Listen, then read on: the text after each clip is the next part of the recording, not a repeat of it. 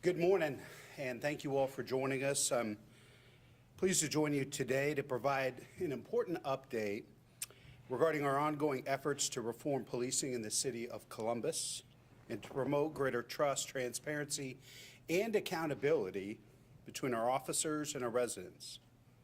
Nearly 2 years ago, City Attorney Zach Klein and I invited the U.S. Department of Justice to conduct a thorough review of the policies and practices at the Columbus Division of Police.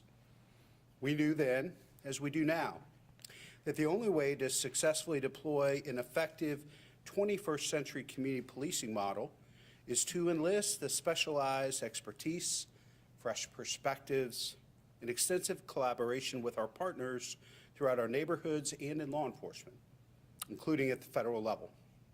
Specifically, we asked the DOJ to evaluate our existing reform efforts, assess current operations, offer remedies where deficiencies and disparities exist, and produce findings that help to advance trust between CPD and the public.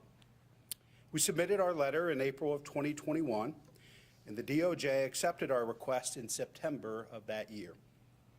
This marked the first time that the DOJ has ever been invited by the city to review the Columbus Division of Police, and the first time the DOJ came to Columbus with the COPS office leading the charge.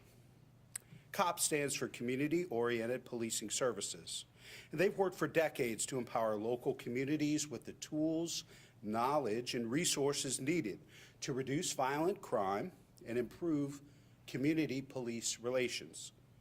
Since then, they've engaged with leadership and personnel at CPD and public safety to conduct their review. Both the scope and substance of that review, including what would be examined, the time frame for completion, and what would be recommended, fell exclusively within the purview, discretion, and control of the DOJ. While we could make the ask, and in doing so, draw their attention to specific aspects of the division, the DOJ had the ultimate say as to what their work would actually entail. We're now in possession of their final report, and we're grateful for their findings. This report validates that we're on the right track, but it also indicates there is still much work to be done. Chief Bryant will lay out some of the specifics of the report and what they mean for the division in terms of both existing and future reforms. We've also followed up with the DOJ with a new letter requesting further independent examination of 3 key areas: evaluating our use of force policies, auditing our technology infrastructure, fortifying our community policing training practices to make sure our efforts are as effective and comprehensive as possible. They've already indicated that they'll hit the ground running with a more detailed analysis of these items, and we look forward to continued collaboration with the DOJ. To talk more about the report and the city's partnership with the DOJ and the COPS office, it's my pleasure to introduce City Attorney Zach Klein. Thank you, Mayor. Well, it's good to see everyone again. As the Mayor indicated in April of 2021, the Mayor and I sent a letter to the Department of Justice, no strings attached, asking the department to come to Columbus and do an evaluation of the Division of Police. It was important for us to phrase the letter in a way where the Justice Department was in control. The City of Columbus had no authority and control over how the Justice Department would engage the city, whether that's through the COPS office or a patterns of practice investigation. What we were really getting at is asking the Justice Department to be an independent review of how the City of Columbus can continue to improve its policing practices to better serve the community.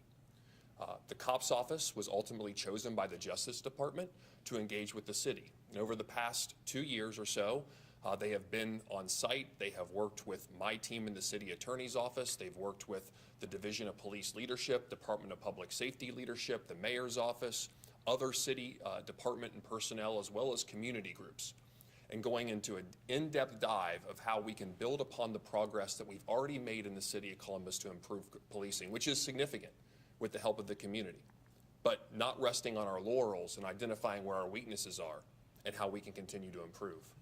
One thing that struck me in the conversations that I had with the Justice Department and the cops office was the appropriate focus that they had on community policing. This was a priority coming out of the protests in the summer of 2020, and why, working with Chief Bryant and First Assistant Chief Potts, that we created the Community Immersion Program.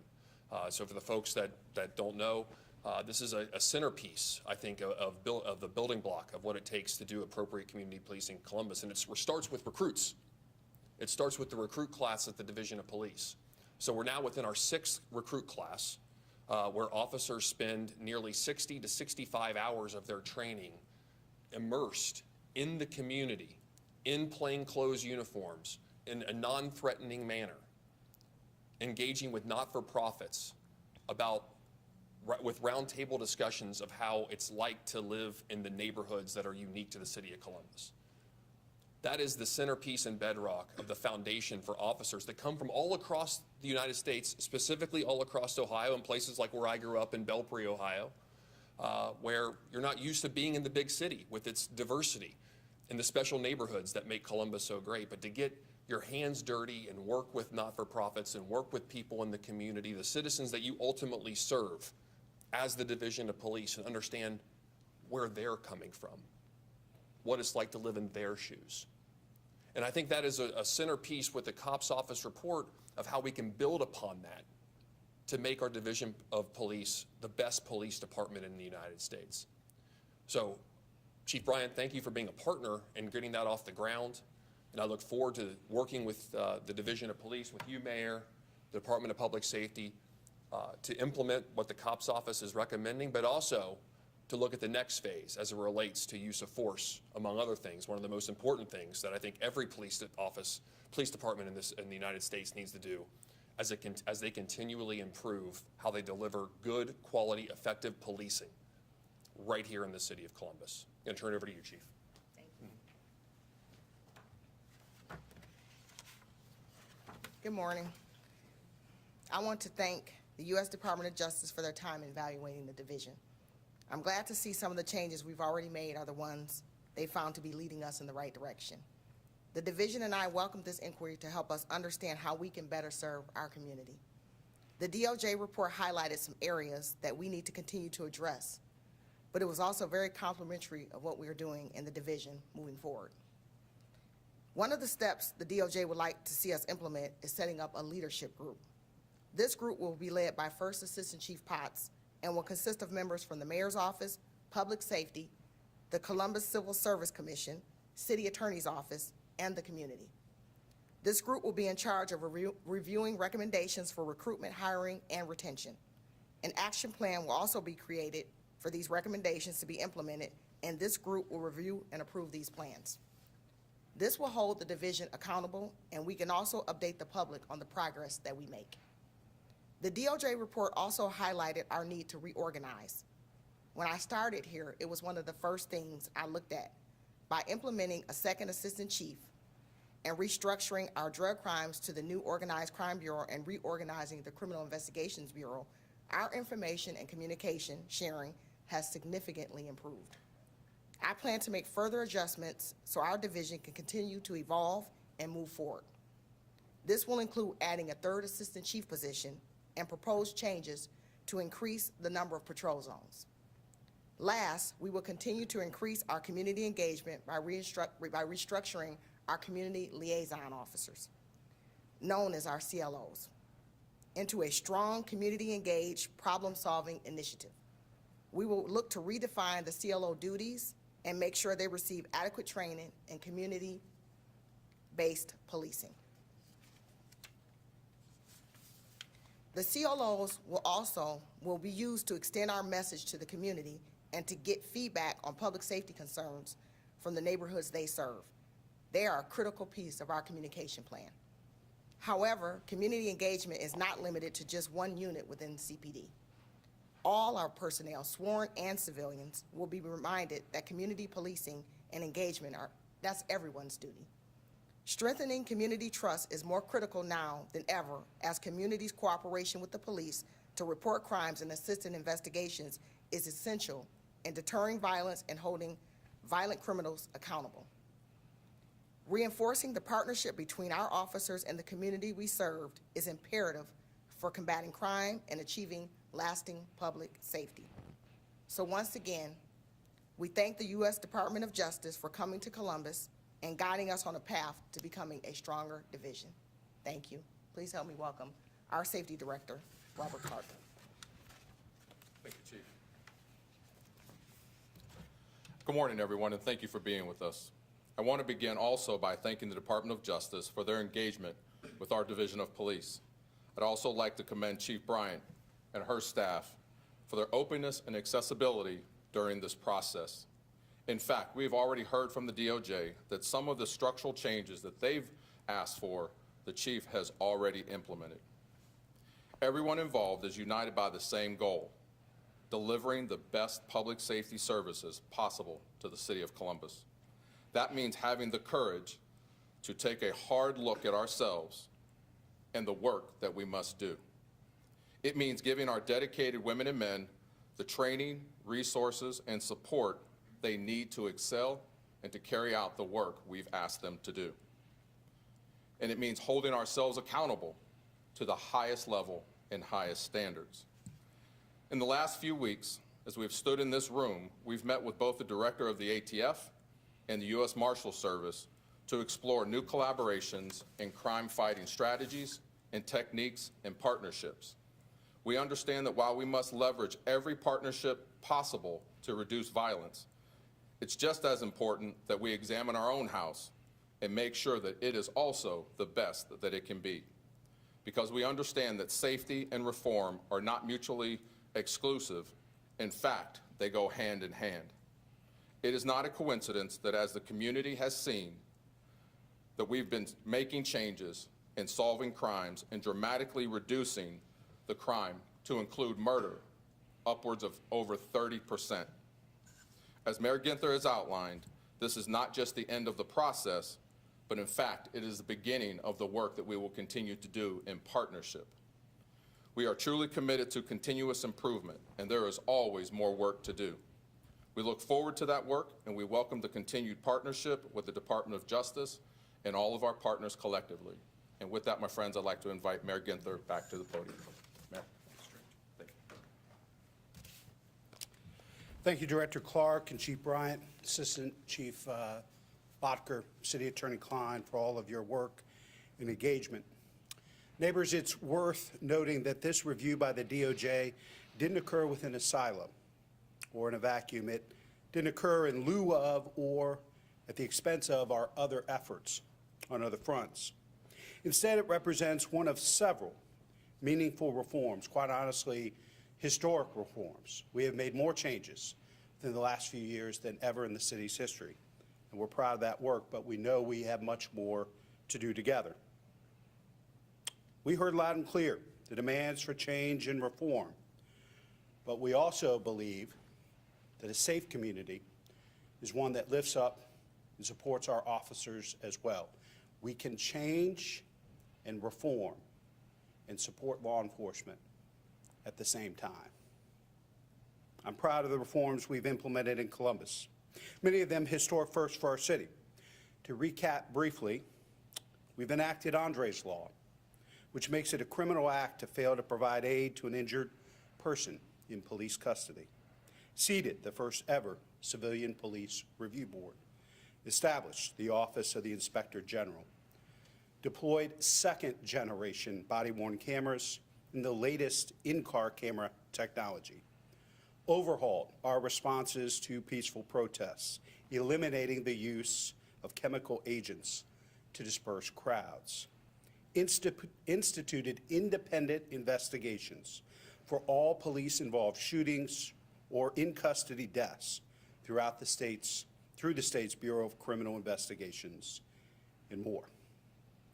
There'll be additional reforms too, as we learn new lessons, gain access to new information and new methods, and continue to engage in a candid and constructive dialogue with the community. That's because we believe in the power of continuous improvement to propel all of us forward. And we'll be working with all of our partners to build a safer, brighter, and more just future for all in our city. We'd be happy to take any questions from the press. Any reason why you requesting more information regarding the use of force, the tech infrastructure training process? Did they not give you enough information? Was that something they looked at when they first came? Yeah, ultimately, the DOJ decides what they're going to investigate, what they're going to review, and they have had complete control of that. It was one of the things that we had asked for the city attorney in our initial letter to the DOJ. And so based on the briefings they gave us last week of the draft report, and then obviously they're going to be issuing a final report here today, we wanted to continue to work together on the use of force review and those other areas, the audit of technology and other things. This is not a final engagement with the DOJ. They have committed to an ongoing partnership, which we're really excited about, having that independent review in partnership with law enforcement experts from around the country to help to make sure that we're measuring ourselves up against the very best. How will that work moving forward? Will they still be making those regular visits? Is it going to be similar to what we saw with this investigation, or is it different? My guess is there'll be some parts that are similar. You know, their point of contact is going to remain the chief. She's been the main point of contact with the DOJ, so she'll continue to be instrumental in that work moving forward. It may look a little different based on the things that we're requesting. They have responded to us verbally that they are willing to continue working with us, and so they'll outline the kind of parameters and the details of the partnership moving forward, hopefully in the next few weeks. And would you guys be able to know, if you have this answer or not, how many other similar sized cities like Columbus are doing these types of investigations with their police system? Or is this something that normally happens, or is this something new for police departments across the country? Well, it's historic and a first for us. This is the first time the city of Columbus, in the history of the city, has invited the DOJ in, and they sent the cops office to work with us on this effort. I think they're working with a number of divisions across the country. Maybe the chief will have a better sense of that. And then obviously other parts of the DOJ do the past practice investigations, and they announced several of those this year in places around the country. I think Phoenix, Louisville, trying to think of a couple others. Any other comments on this? Chief, anything? One of the things that was requested initially was a review of technology. You said that that's part of the continuing part of the partnership. Was that not something the DOJ wanted to review initially? No, any of the things that we've asked for a continued partnership on, they've never said that they wouldn't. They're just not included in this initial report or update. And so we're confident that these three areas that we've asked for continued partnership, and there may be more things that we discover as we continue this partnership we could use their help with.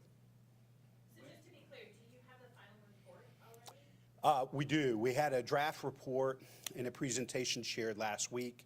The DOJ will release their final report on this segment of the partnership later today.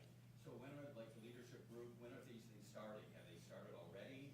What's the timeline for these initiatives? There are a number of things the chief has already put in place, but I'll let her speak to the leadership group. So we are in the process of putting that leadership group together as we speak. We've already been working collaboratively with all of the people that we named, but we're going to make sure that we memorialize that, put this group together, make sure that we're very forward-facing and giving that information to the community as well.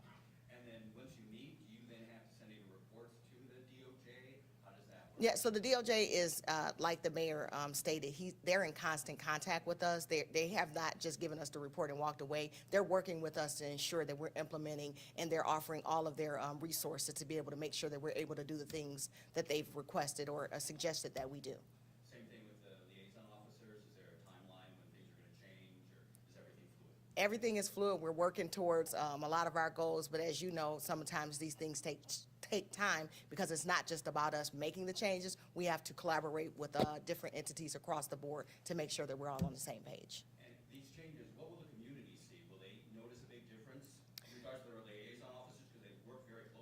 Yes, they should. Hopefully, they're noticing a difference now because we didn't wait on the DOJ to come in and tell us you need to make changes. We've been consistently making changes from the beginning, but as we move forward, we're going to engage the community to make sure that their input is involved in making some of the decisions that we're making moving forward to make sure that we're giving the community what they deserve and what they ask for in their CLOs. Did the DOJ have any specific concerns with CPD?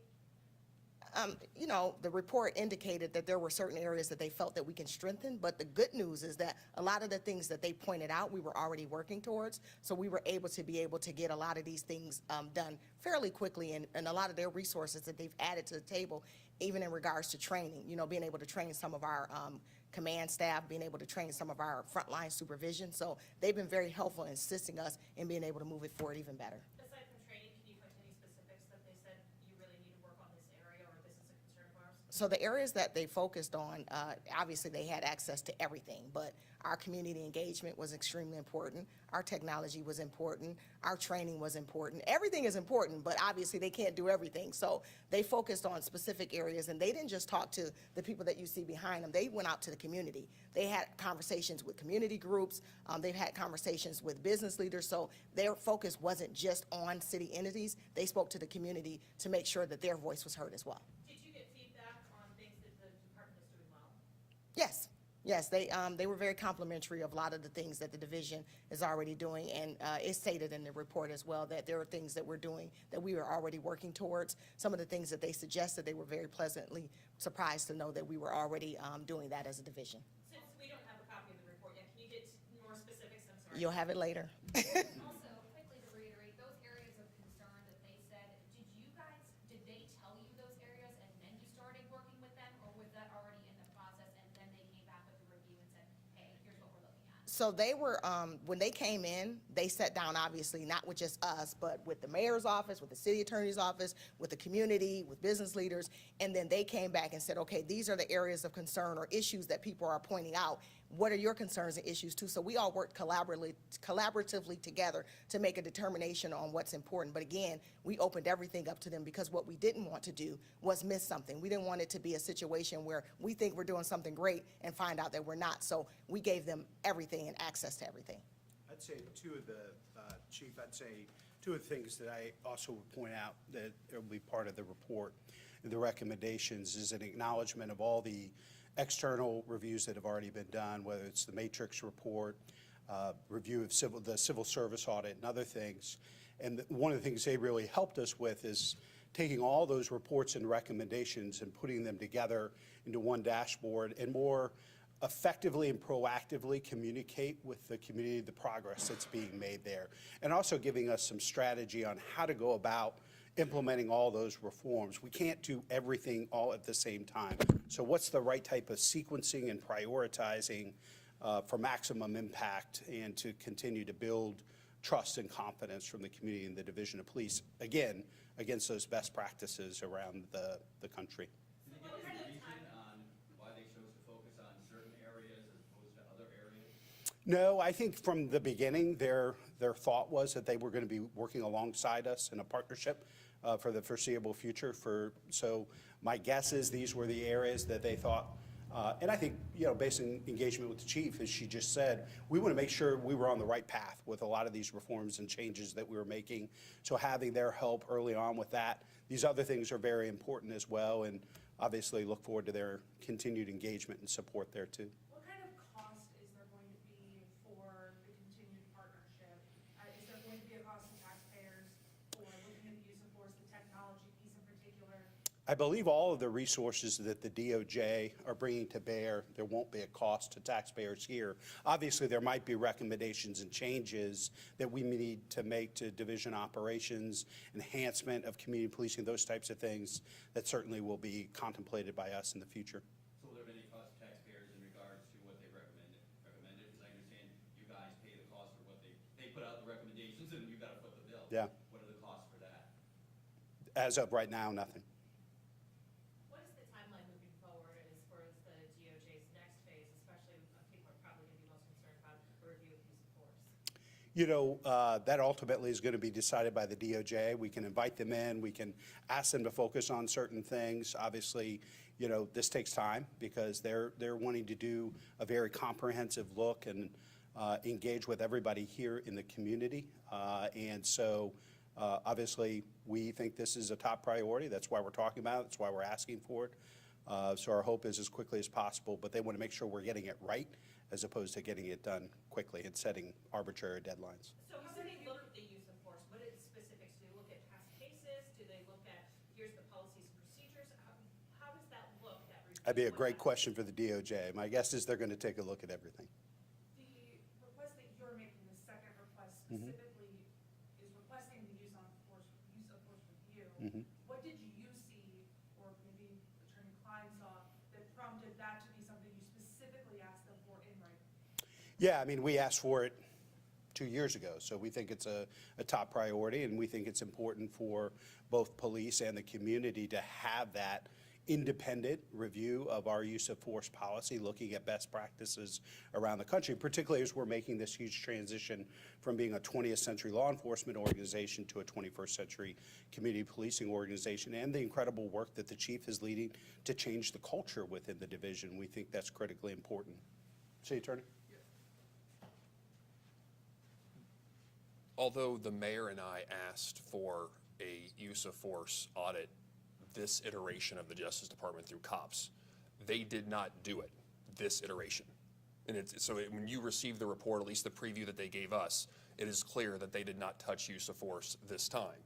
That's why the mayor is asking now, we need you to come back and specifically deep dive on use of force. And as it relates to taxpayer dollars, we're fortunate enough through the Justice Department COPS program that all of their advice and technical assistance is free of charge to the taxpayers of the city of Columbus through the municipal tax. I don't want to say it's free of charge because we're all taxpayers to the federal government, but it's not out of the city coffers. Now, if there is a specific recommendation, whether it's through use of force or whether it's through investment in technology, then that may be a charge to taxpayers because you may need to upgrade a system through technology, buy more servers, whatever that may be. But the actual work that the Justice Department is providing is free of charge to taxpayers of the city of Columbus. And I think that's the beautiful partnership in what COPS office and the Justice Department can provide to cities around the country. And just one other thing the mayor mentioned, the COPS office was essentially defunct from 2016 to 2020. Like it was non-existent in this country. In the city of Columbus, I don't want to say that we're the first ever, although it is the first for Columbus, to unilaterally reach out to the COPS office in April of 21 and say, come look under the hood. We want your independent expertise and oversight of how our division of police can continue to do a great job in serving the citizens of Columbus. And we were fortunate enough that the Justice Department said yes, and we were fortunate enough that they sent the COPS office for us to be able to partner to figure out how we can continue to improve training, whether it's management or otherwise, whether we can continue to improve through technology or continue to improve in our investments in community-based policing, for example, like the immersion program I was talking about. So we have this wonderful platform to build off of, and then the mayor sending a follow-up letter just like, we need to do a deep dive now. Like, thank you for this COPS report, and it's wonderful. But now specifically as it relates to use of force, or specifically as it relates to technology, specifically as it relates to community engagement, give us more expertise specifically in those areas. And are you surprised by that? I mean, you sent out this letter nearly 2 years ago saying, we need help in use of force, we need help on this, and they chose to ignore it, and now here you are coming back again. What's your reaction to the fact that they chose not to deal with that? They wouldn't for other Yeah, look, my reaction is this was an independent process done by the Justice Department. Any notion that Mayor Ginther, with all due respect, or Zach Klein can call up Merrick Garland and dictate how this is going to be done is a farce. They're going to operate on their own terms, on their own timeline. And we're grateful for the partnership and that we have no control over what they're going to do. We're fortunate now in phase 2 that based on what the mayor has said, that they've had open line of communication to do the deep dives on use of force.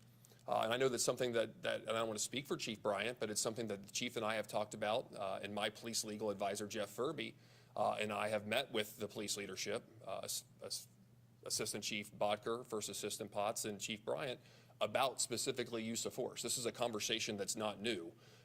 as it relates to the Division of Police here in Columbus and the City Attorney's Office and the Mayor's Office and the Department of Public Safety. This is a conversation that we have been having now for the past several months because it is the next iteration, as of what I said, for police offices across the country to figure out how we can have the best use of force training that protects constitutional rights, protects officer safety, and ensures public safety. Are there many people in the community who see the DOJ has been here for 18 months, you ask for a use of force review, and you're having to go back and do it again? Why should they be confident the DOJ is gonna do it this time and we'll actually get what we're looking for from the DOJ? Well, the specific letter that the mayor followed up on said, we need you to do use of force. And if, as the mayor said, they said yes, then they're specifically doing use of force. And I think it would be a little unfair to characterize Steve, that the DOJ has ignored that request. They prioritized a number of things that we asked for help with. This is the first chapter, their first report. There's going to continue to be engagement and cooperation and partnership with the DOJ moving forward. I've been very clear with them in this follow-up letter what we believe our priorities are. There have been positive conversations with them, and we believe that'll be a priority moving forward. We'll stick around for one-on-ones. Thanks, everybody.